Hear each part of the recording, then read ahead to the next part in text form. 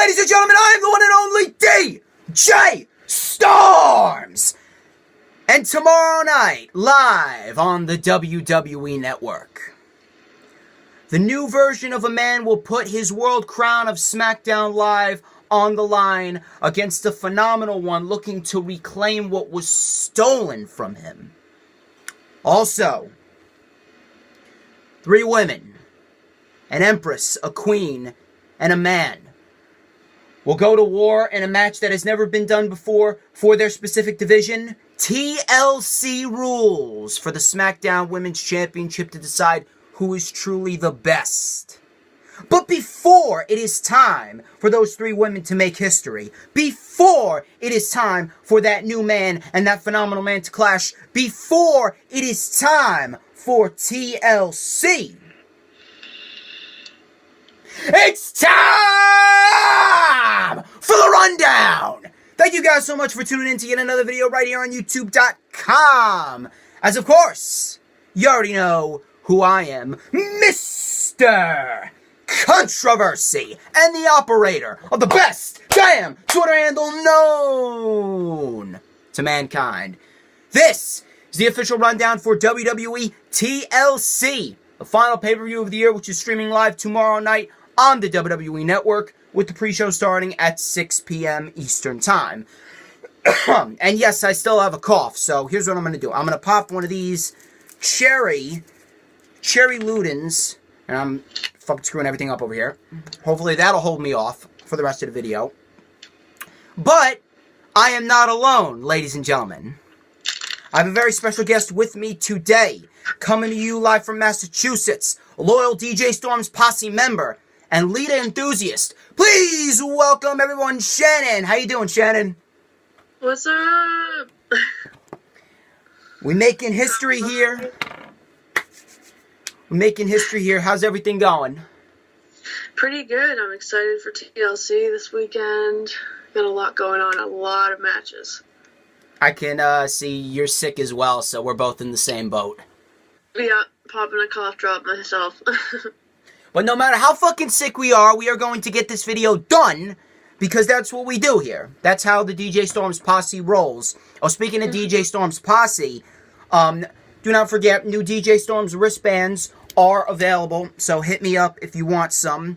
It says DJ Storms right there on the front. It says Posse member on the back. I'm selling them for $2. Hopefully I'll be able to make a website over my Christmas break. I'm just finishing up my semester. I got 2 more assignments left to do, and then I'm finally home free. But right now, we're going to get straight into the matches. So, I'm going to start. Let's talk about the Mixed Match Challenge Finals with fucking Jinder Mahal and Alicia Fox versus R-Truth and Carmella. Now, yeah, right? That's my exact reaction right there. First of all, this is a fucking joke. First off, that's a fucking joke. And second of all, this is pre-show worthy. Put this shit on the pre-show. This card is stacked already. Put that on the pre-show, so that way we can clear up some time for other matches that actually deserve to have the proper amount of time, like Cedric and Murphy, or Bryan and AJ. So, as far as this match goes, like I said, it's a complete joke. It should have no bearing on who gets number 30 in the Royal Rumble. Okay, WWE is just fucking lazy, and they can't just put past the fact that they have never been able to get the number 30 spot right in the past God knows how many years. But all I can hope for is that R-Truth and Carmella win. And, you know, that's basically that. So I'm calling Truth and Carmella. What's your prediction on this match? I definitely have to say Truth and Carmella too, just because, like, they're pretty much over with the fans, and I feel like they're kind of doing this thing on Raw with Jinder and Alicia, where it's like they don't really know what to do with them, or at least Jinder. Like they're forming like this thing with Alicia, or they already did with like Alexa and Mickey, where she's just kind of thrown in there, especially with Evolution and Alexa getting injured. Alicia was just kind of thrown in there, but I feel like I definitely have to give it to Carmella and Truth. They're over, but like you said, you know, number 30 hasn't won in years, and, like, I've seen several people on Twitter just being like, you know, this just kind of shows that number 30 isn't winning this year, and, like, that sucks to say. Like, Carmella was champion for a while last year. Well, but, this year, actually. Oh, yeah. Well, yeah, it's not 2019 yet. And to be quite honest with you, Carmella, she shouldn't have been champion to begin with. She was a fucking failure as champion to begin with. She couldn't wrestle. Her character was absolutely fucking annoying. She had go-away heel heat throughout the entire title reign. Now Carmella's being placed in the right role with R-Truth, where the fans are actually gravitating towards her, and she's actually getting a genuine reaction with R-Truth, because R-Truth is funny. R-Truth is legitimately funny, and for a guy that's 46, 47, guy's still moving around like he's 25, so that's impressive in its own right. So R-Truth is currently helping out Carmella a lot. But the fact that they're putting Jinder and Alicia in there, I mean, two of the most irrelevant people on Monday Night Raw, it just shows you how little WWE really cares. Yeah. But you are sticking to your prediction, Truth and Carmella? Yeah, I would have to say, I mean, all of the matches that they've had Jinder and Alicia in, I mean, I can't really say I've paid much attention, honestly, not to be really rude, but, like, I can't really say that I remember them really winning. You can be as rude as you want, alright? This is DJ Storm's fucking territory. No F's given over here. I'm just, like, the full-on, like, I'm, like, baby face. Oh, yeah, you're like Zach. You're like Zach. Zach was telling me that on the Storm stream a while ago. You're just a full-on baby face. Well, no, me, that's the fucking opposite. I'm a full stone-cold heel. I'm out for blood, ladies and gentlemen. Yeah. Polar opposites, but that's what makes this, that's what's going to make this video so good. Yeah. Alright, so I'm going to hand the ball over to you. So I want you to give me your expertise analysis. Tap into that part of your brain. Give me your expertise analysis on Elias versus Bobby Lashley in a ladder match with Elias's guitar above the ring. Okay, so I mean, when they announced the whole, like, guitar above the ring thing, I was like, alright, well, this kind of, like, took me back to, I know it wasn't above the ring, but the whole, like, Alexa and Bailey with the, what was it? The kendo stick on a pole. Yeah, I'm just kind of like, why are we going back to this? Like, I understand the TLC, I understand that they want to have a ladder match, and, like, it's Elias and his guitar. But I gotta be quite frank that, like, ever since Lashley has returned, like, I'm just bored with him. Yeah. I love Elias. I think Elias is very entertaining. I think Elias is better as a heel, for sure. Mm-hmm. But at the same time, I mean, Lio Rush is probably definitely going to be out there. It's a ladders match, which means no disqualification. He could definitely get involved and screw everything up, and whoever gets that guitar first has the control over it. And I mean, let's face it, the guitar is going to be like a one smash thing, and then it's going to be just gone, so it's not going to be... I mean, at least they'll use the ladders, hopefully. Oh, yeah, that's true. That's definitely true. I mean, the only reason why they added that stipulation is because, like, they wanted to make some of the matches that no one really gives a shit about interesting, because people are going to care about Daniel Bryan and AJ Styles no matter what, even though that match deserves a ladder match stipulation. You know what I mean. Yeah. So, I mean, is it going to be, like, whoever grabs the guitar first wins? Whoever grabs the guitar first gets to use it. And I think it's pinfall or submission, because I think Kevin Nash and Triple H did a ladder match not that long ago, back at TLC 2011, with a sledgehammer hanging above the ring, and it was pinfall or submission, but whoever grabbed the sledgehammer got to use it. So let me get your prediction. Alright, so... I don't want to say it, but, like, I feel like Lashley might win because Lio Rush is at ringside, and I don't know. I want Elias to win, but I'm going to have to go with Lashley as much as I don't want to. I'm going to have to go with Elias just because, Bobby Lashley stood tall on the Go Home show. Just because of that. Just because of that. But, you sticking with Lashley? I know you don't want to. I know you don't want to. I'm sticking with Elias. Alright. Alright, let's move on. What match can we talk about? Let's talk about Finn Balor versus Drew McIntyre. I actually heard some news. I think the Wrestling Observer newsletter reported. I heard it on Rumbling Rumors. I think, according to Rumbling Rumors by way of the Wrestling Observer newsletter, that Finn Balor is not medically cleared. This unknown illness, it's not been specified. Finn Balor could very well not show up at TLC at all. So this match could very well not even happen. But should it happen, I'm going to say that if these guys get the proper amount of time, give these guys 13, 14, 15 minutes, they'll put on a very good match. Now, knowing WWE, they'll probably give these guys 8 minutes, just like they did fucking Tony Storm and Io Shirai at Evolution, when we know that match could have been the match of the fucking night. But as far as Finn Balor and Drew McIntyre goes, I hope they get the proper amount of time. And if I was to call someone to win, I was originally going to go with Finn Balor, but based on everything, excuse me, based on everything that they're doing with McIntyre, I'm gonna have to go with Drew McIntyre. I mean, I hope it's a good match. I mean, with Finn Balor and Drew McIntyre, you know that they're gonna put on a great match, no matter what. But, you know, at the end of the day, you know, what the fuck are they really doing with Finn Balor? The fact that Finn Balor's being fucking wasted is just, it really does piss me off in more ways than one. But I'm gonna have to go with Drew McIntyre in this one. How about you? Yeah. I mean, I'm probably gonna have to go with Drew McIntyre too. Mainly because it was just recently, I don't know if it was last week or the week before that he was pinned for the first time since he's been back.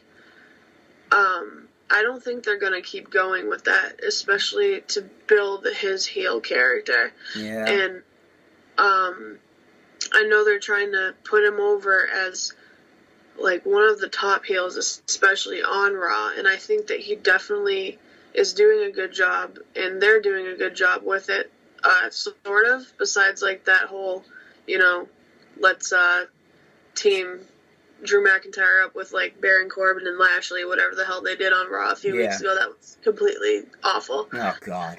But yeah. Let's not talk about that. Yeah.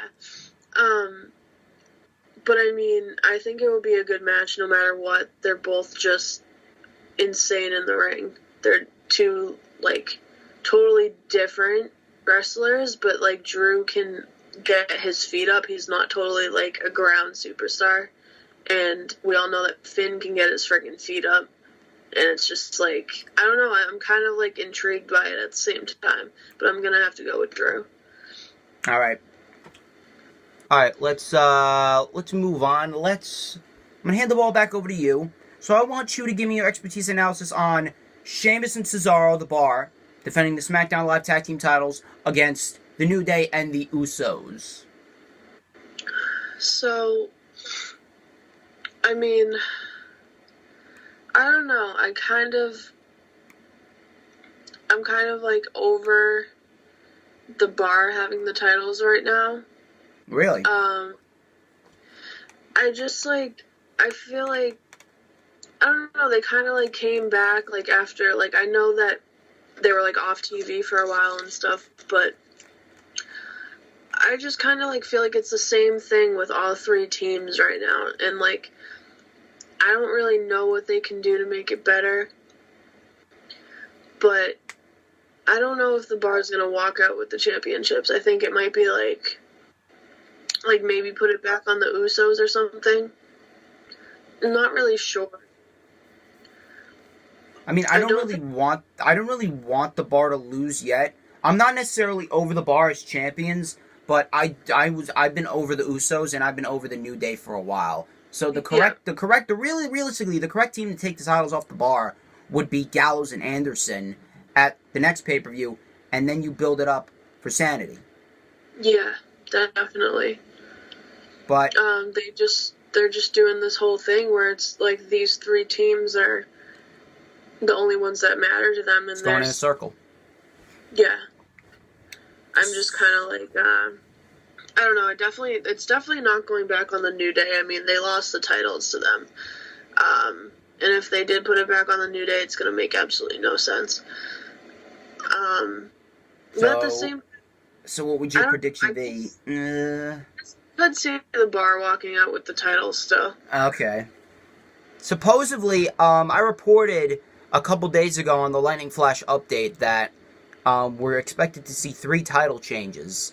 And 2 of them are quite obvious, but the third one has kind of been a toss-up. So if I was to call the third one, then the third one could very well be the SmackDown Live Tag Team titles. So if that's the case, then I think they might very well give it to the Usos. Because, like, you take a look at some of these other matches with Ronda and Nia, and, you know, you don't think that Ronda's going to lose the title to Nia. Yeah, you don't think that, frickin' Murphy's losing the title to Cedric now. Yeah. It's that type of shit. So I'm going to have to go with the Usos. Alright. Let's talk about Natalya versus Ruby Riott in a tables match.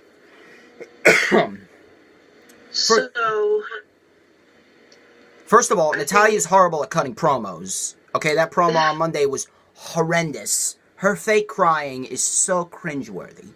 And again, this is a feud that, again, no one really gives a shit about. But they put a stipulation on it just to get people somewhat interested. Now, all I can hope for is that it's a good match. And if I was to call someone, based on everything that Natalya's been going through, I'm going to call Natalya to win. How about you? Yeah, I mean, I'd have to go with Natalya, too. I think it'd be pretty messed up with everything that they put into the rivalry and everything that's been said about her father. Like, at first, if it was just a rivalry, I'd have to say Ruby. But since they threw in the things with Jim, I would have to say Natalya, because it'd be, like, it's just messed up. Like, I don't really agree with just throwing that shit in there. Like, it doesn't make any sense to me. I don't think it's necessary, and I can only imagine, like, how uncomfortable it is for Ruby, like, in real life, to have to do that stuff. I mean, to be quite honest with you, in some cases, it does call for it. Because, like, what Ambrose did with his Rollins feud, adding the Roman Reigns leukemia thing, that almost kind of called for it because it fit Ambrose's character when you take a look at it in the grand scheme of things. But as far as the Ruby-Natalya feud goes, like, it just kind of came out of nowhere. It was just thrown in there just to be thrown in there. See, I'm okay with stuff like that as long as it calls for it and it makes sense. But I realize that Ruby has, like, an I don't give a fuck type of character. Totally. But in some cases, it really didn't make any sense. No, I totally agree. I just look at it as, like, the guy passed away, just, like, let him be. Just let him be. God like, rest his soul. Yeah, it's sad, but yeah, I'm definitely gonna have to go with Natalya, and they're both really, really good in the ring, so I'm hoping that it's a good match. I mean, to a certain extent, let me tell you something. You can call me tasteless, but to a certain extent, you know, like, I get that it shouldn't have been done, but, like, you know, the heel side of me, like, what Ruby did just brings a huge smile to my face. No, I can totally it brings joy to my black heart. I'm like a combination of Leo Rush and Tommaso Ciampa, I swear. Alright. You're the ultimate heel. Exactly. Alright, yeah, but now we have to find out who's the ultimate babyface, you or Zach. We're gonna have to find that out down the line. Alright, let me hand it back over to you. Let me hear your expertise analysis on Ronda Rousey versus Nia Jax for the Raw Women's Championship. Oh man, you're gonna do this to me. I'm sorry. It was just the first match that I thought of that we haven't done. I'm sorry. Okay, so I don't think Ronda's gonna lose at all, and okay. I don't know. I think they both are just awful at promos. I don't even want, like, everybody's gonna hate me because, like, there's, like, so many Ronda fans, but, like, I do not even want the title on her. Yeah, I get it.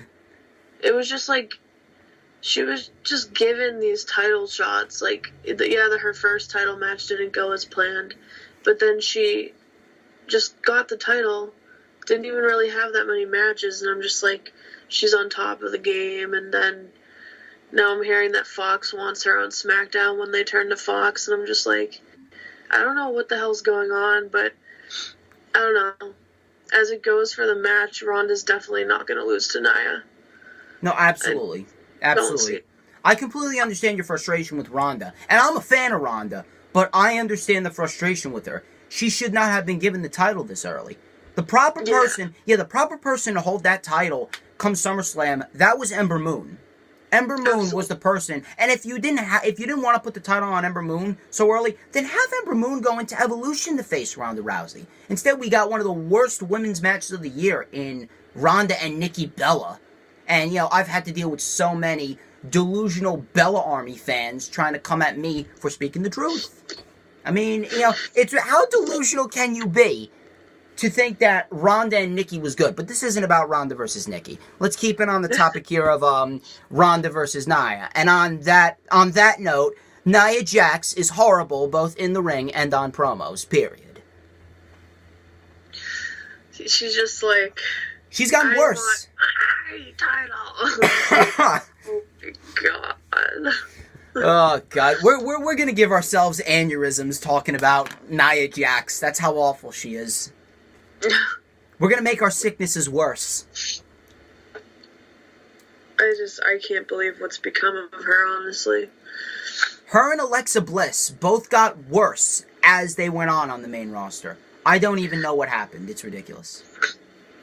I mean, as you know, like, I'm an Alexa fan, and like I can say that things just within like the last year and a half for Alexa just haven't been impressive, and it sucks. It definitely sucks. You so far are probably the only Alexa Bliss, the only intelligent Alexa Bliss fan that I have ever met. So you can hold that accolade high. You can definitely hold that accolade high. It's a first time for everything here on my channel, people. Let me tell you something. I told you, we're making history fucking every single time I make a video. Every single time. Making history right now. Oh my god. But are you sticking with Ronda? Yeah, definitely. You think it's going to be a good match like the last time? I don't know.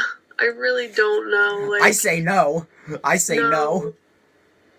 I think it's just gonna be like sloppy. Like, I feel like when I like imagine it, I feel like she's, again, not to be an asshole, but like, it's okay. Do it. I just see her as like a monkey, like crawling all over Nia, trying to get her into an armbar. Like, it's just. Oh god, a fucking monkey. That's great. Put that on a t-shirt and sell it. Rowdy Ronda Monkey. Yeah. Oh god. So cringy, but I don't give a fuck. I don't even care if I'm coughing more. I'm going with Ronda as well. All right, let's move on. Let's move on before we get too tied up into that. Let's talk about Braun Strowman versus Baron Corbin in a TLC match. And if Corbin wins, he becomes permanent general manager. If Braun wins, then he gets a title match against Lesnar, and Corbin's fired. I heard from, I think it was WrestleVotes, that Strowman would not be at TLC, but that was last month. But recently, Mike Johnson of PW Insider reported that Strowman took part in the festivities at Tribute to the Troops during the tapings. I think it was last week in Texas. So, right now, I think Strowman is slated to be at TLC. How much do you want to bet that Strowman's just going to walk in, power slam Corbin onto a chair, a ladder, and a table within 5 minutes and win? I mean, I think so. The fact that, like, I've seen so many people saying that, you know, I think Baron's gonna win, like, I'm just like, I don't. Like, first of all, it's Braun. Second of all, like, there are weapons in the ring. And, like, yeah, maybe Baron can use the weapons to his advantage, but, like, nah. I don't know. But seeing Braun versus Brock again, like, I I don't know how I feel about that, honestly. Trust me, I get it. Trust me, I get it. I reported on the Lightning Flash update as well. There's a lot of reports that I did on the Lightning Flash update. Supposedly, there's two clashing plans between Triple H and Vince McMahon for WrestleMania 35. Vince wants Braun Strowman as Universal Champion going into WrestleMania to face McIntyre, with McIntyre winning. Triple H wants Brock Lesnar as Universal Champion going into WrestleMania to face Rollins, with Rollins winning. That would entail that Rollins would possibly win the Royal Rumble. So that's a big toss-up in its own right. Yeah. So, absolutely. So if that's the case, then you think Strowman would be winning this, right? Yeah. Yeah. I don't know. I've seen a lot of reports as well that Corbin's winning. I don't even know what to believe anymore myself. I know, it's so weird. Like, because I don't want to see Corbin as a GM permanently. They ruined him. They ruined him with that gimmick. It was going pretty smoothly at first. Oh my god, no. It was so cringy from the beginning. He's like Corporate Kane 2.0. It's so bad. It's so bad. I want the Corbin that was dressed in all black with a biker jacket, with long hair, with winning the U.S. title. That's the Corbin that I want back. I enjoyed his U.S. title reign. That's the Corbin I want back. I don't want this bald GM in a sweater vest fighting in a TLC match against Braun Strowman.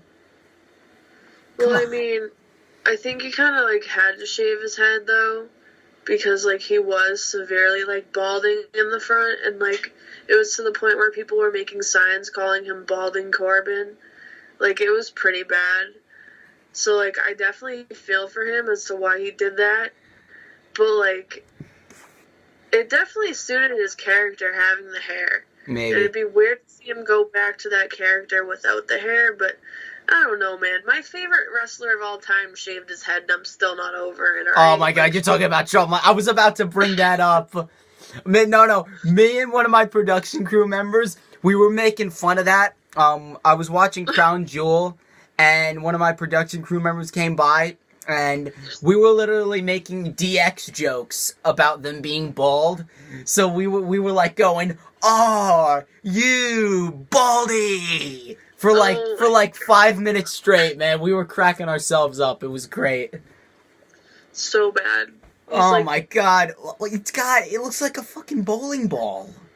Why did he shave his head? It's like Mini-Me next to Triple my god. It's Mini-Me. Oh god. We're getting way too off topic here. Yeah, we're approaching 30 minutes and we're getting way too off topic. So, let's just go with Corbin before we make more bald jokes. Yeah. So, moving on. I talked about that, so I'm going to hand the ball over to you. I want you to give me your expertise analysis on Buddy Murphy versus Cedric Alexander for the Cruiserweight Championship. This could very well be the match of the night. Yes. I mean, these matches are, insane. I feel like they steal the show. I'm totally intrigued. My phone is down completely throughout all of these Cruiserweight matches. And, Buddy Murphy, I just have so much respect for him, and ever since he's come to 205, just what he's done to literally first of all keep his weight down to be on 205, he's bigger than everybody really, and I mean he's just he's insane, and so is Cedric Alexander, but I don't think it's time for Buddy Murphy to get that title off of him. And like you said, I could see a heel turn for Cedric. He's major baby face, and I think a heel turn could totally be beneficial for him. Yeah, but it has to be done right, and I've been calling this since October. Remember when Mustafa won the opportunity in that great match with Tony Nese, and Cedric came out to help Mustafa? When Cedric put Mustafa's arm over him, and everyone went, oh, because they thought he was going to lumbar check him. I mapped everything out. So far, everything's been following through. Cedric needs to lose come TLC. Yeah. What needs to happen now is they need to start grooming that title for Mustafa at the Royal Rumble. You pull the trigger on Mustafa at the Rumble. Then Murphy gets his rematch against Mustafa at the next pay-per-view Elimination Chamber. Murphy loses. Cedric is celebrating with Mustafa. Lumbar check. You pull the trigger on Cedric as a heel, and you build towards a WrestleMania rematch 1 year later, this time with Cedric as the heel, Mustafa going in as champion, and Mustafa walking out as champion. Then you start grooming that title for Lio Rush. So I'm going with Buddy Murphy to retain against Cedric. And I apologize about my dog. There's no controlling her. What's your prediction? Buddy Murphy, for sure. Alright, let me talk about Ambrose and Rollins for the IC title.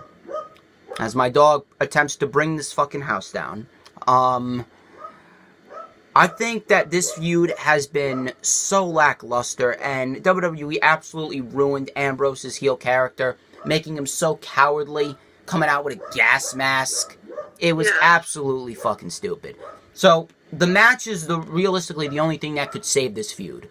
The match could be very good for the Intercontinental Championship, and if I'm going to call a winner here, if things follow through correctly, then I'm going to go with Dean Ambrose to win the Intercontinental Championship.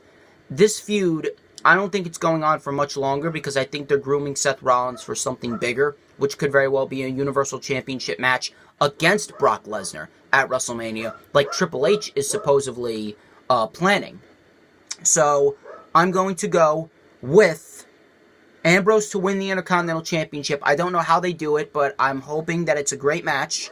Ambrose wins, Rollins moves on to bigger and better things after Rollins gets his rematch and Ambrose retains. Your prediction? It's really hard for me. Like, Rollins is my favorite. Yeah. This feud could have been a lot better building up to it. It was like the whole Dean Ambrose turn was like really well done, but it hasn't been. It hasn't been since, and I think that if like Rollins went on to win the Rumble and went to WrestleMania, that would be like a dream. Honestly, especially with it being my first Mania. Oh yeah, that's there. Right. That's right. You're going. Yeah.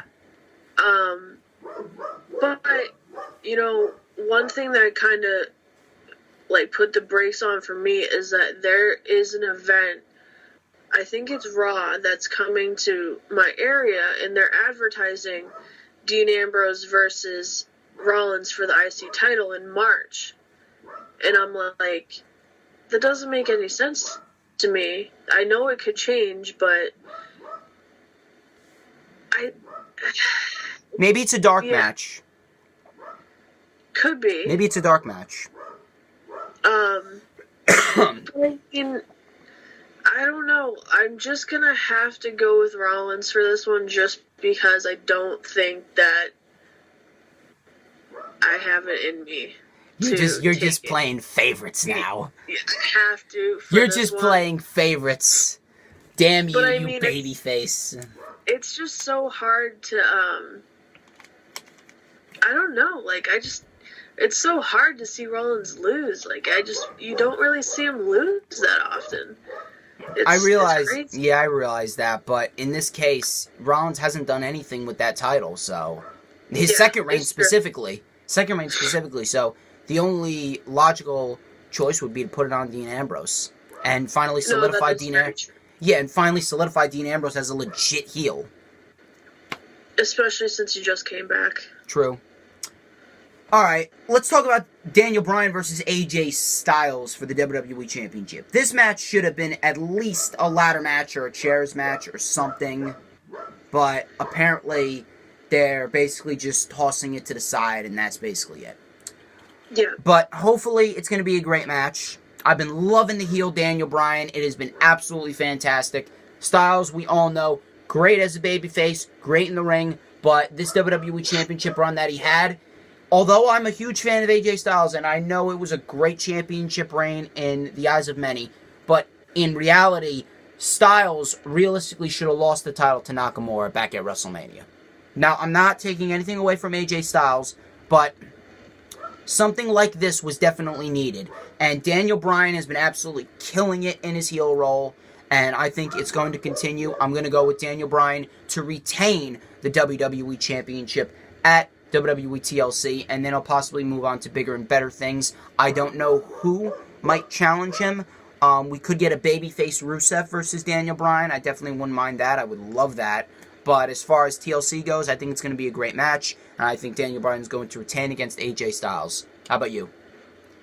I'd have to say Daniel Bryan, too. I think it's way too early to take the belt off of him, especially with this new character he has going on and how the reaction that he's getting from everybody is insane. Like, they were so quick to boo this new Daniel Bryan. That's how good he is.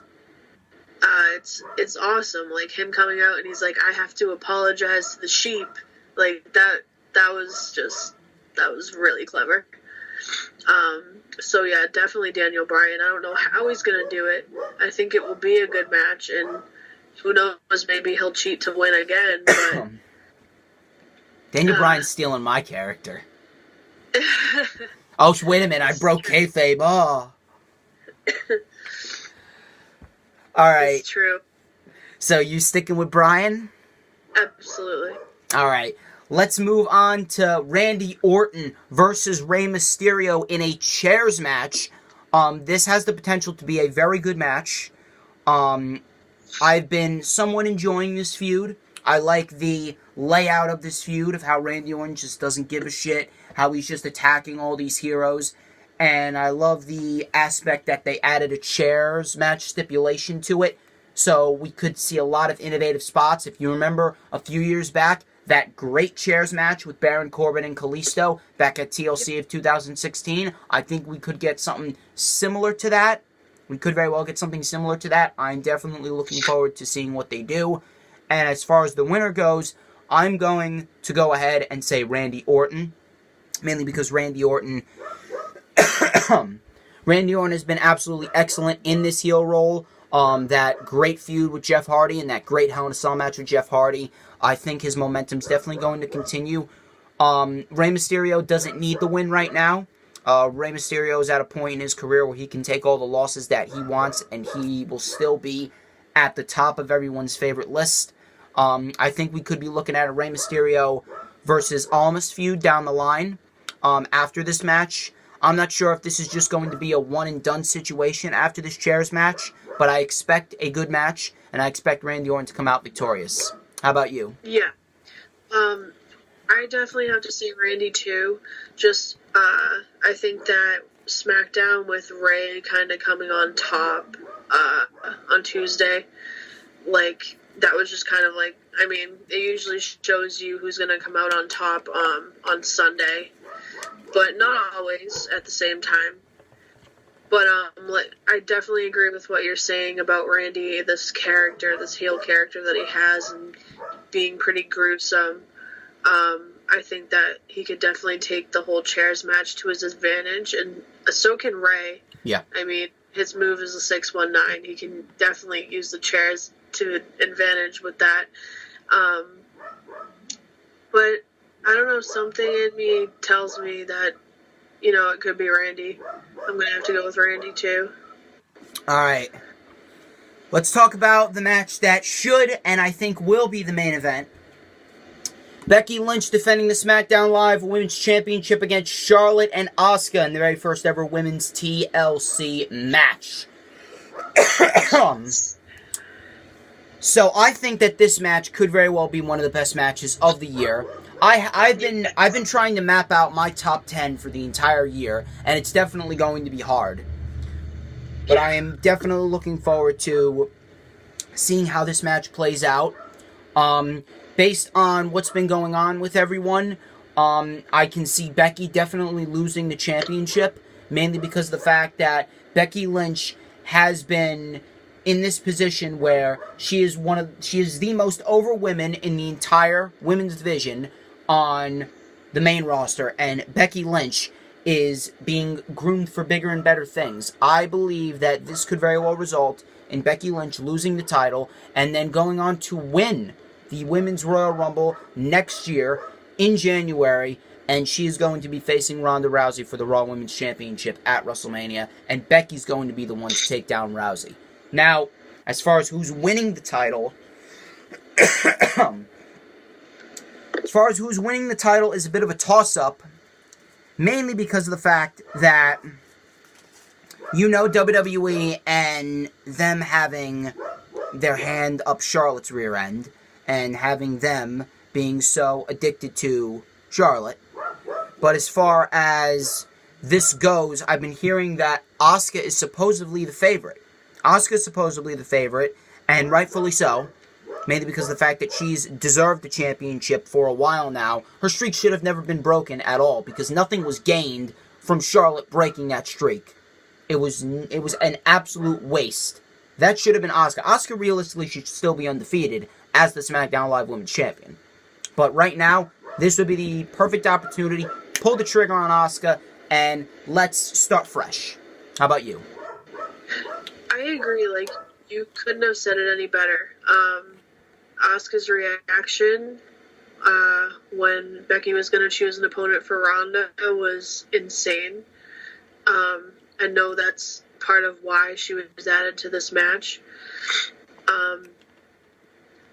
I don't want Charlotte to walk out with that title at all. I'm not comfortable with anybody surpassing 7 women's championships right now. Oh, yeah. Honestly, I'm not comfortable with that. I'm not ready for it. Careful, WWE could be listening. They could do it just to piss you off. They could do it just to piss you off. Like, yeah, down the line, but I think I'm just, like, I'm not ready for it.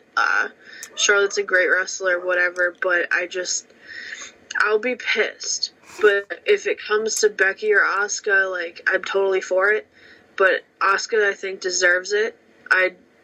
It'd be cool to still see Becky as champion, but I think that her going on to win the Rumble, going to Mania to take on Ronda, that would just be, like, that is a great plan. It's solid. It works.